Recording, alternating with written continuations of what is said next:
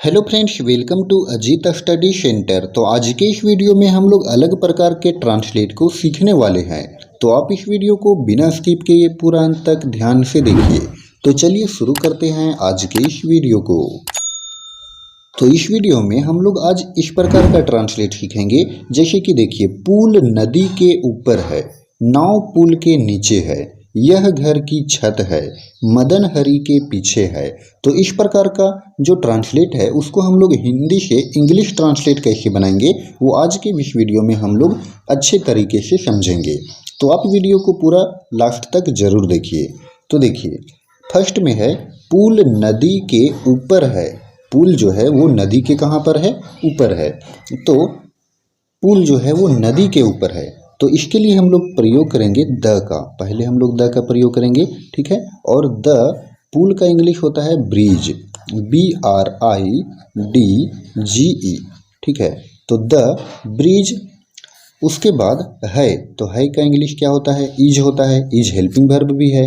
तो the bridge is के ऊपर। तो के ऊपर का इंग्लिश होता है ओवर, OVER, ओवर। और किसके ऊपर है? तो वो नदी के ऊपर है। तो ओवर द नदी।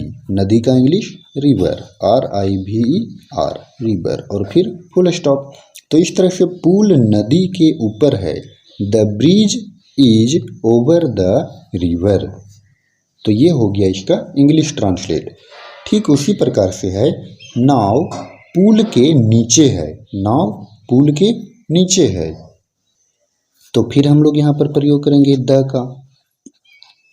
तो नाव, नाव का इंग्लिश होता है बोट, BOAT, द बोट। उसके बाद हेल्पिंग वर्ब का प्रयोग करेंगे इज का। तो द बोट इज नीचे। नीचे का इंग्लिश होता है अंडर, UNDER, अंडर। उसके बाद किसके नीचे है? तो पुल के नीचे है। तो द पुल का इंग्लिश ब्रिज। और फिर फुल स्टॉप लगाएंगे। तो इस तरह से नाव पुल के नीचे है, the boat is under the bridge.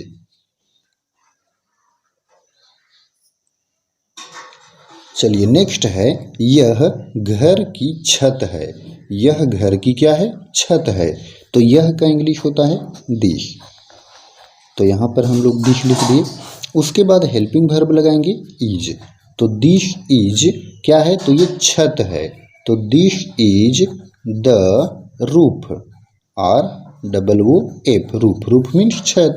This is the roof किसका छत है? तो ये घर का छत है। यानी कि ऑफ का प्रयोग करेंगे। ऑफ मतलब होता है का की और घर का, ठीक है। तो roof of the house, HOUSE, house. और फिर लगा दिए full stop.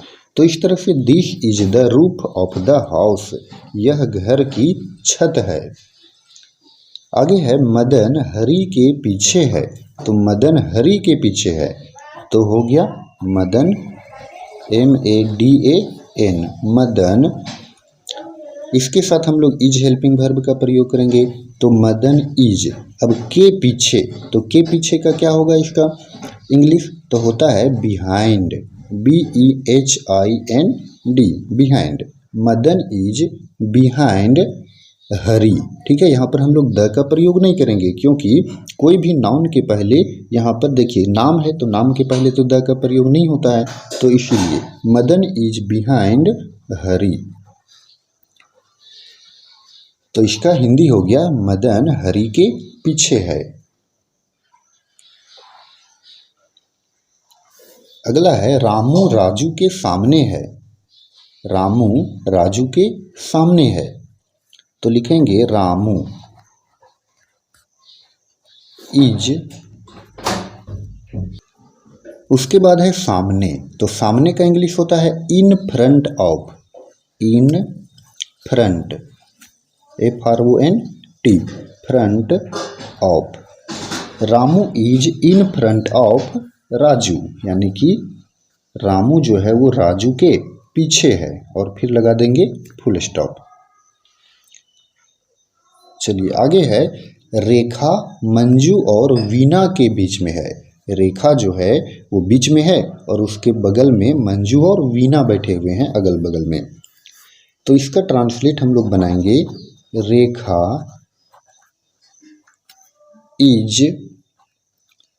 Is helping verb का प्रयोग करेंगे। तो रेखा इज वो बीच में है, तो बीच में का इंग्लिश होता है between, BETWEEN, between. Rekha is between किसके बीच में है, तो मंजू और वीना। तो मंजू एंड वीना और फिर फुल स्टॉप। तो इस तरह से Rekha is between Manju and Veena, Rekha Manju और वीना के बीच में है। ये इसका इंग्लिश ट्रांसलेट हो गया। नेक्स्ट है 7 में, पंखा मेरे सिर के ऊपर है। तो पंखा मेरे सिर के ऊपर है, इसका इंग्लिश ट्रांसलेट क्या बनेगा, इसका जवाब आपको कमेंट में देना है। जिसका भी आंसर सही होगा उसे मैं रिप्लाई करूँगा। तो फ्रेंड्स, आई होप कि आपको ये ट्रांसलेट अच्छे से समझ में आया होगा। तो अगर आपको ये वीडियो पसंद आया हो तो आप इस वीडियो को लाइक करें और चैनल पर नए हो तो चैनल को भी सब्सक्राइब करें। धन्यवाद।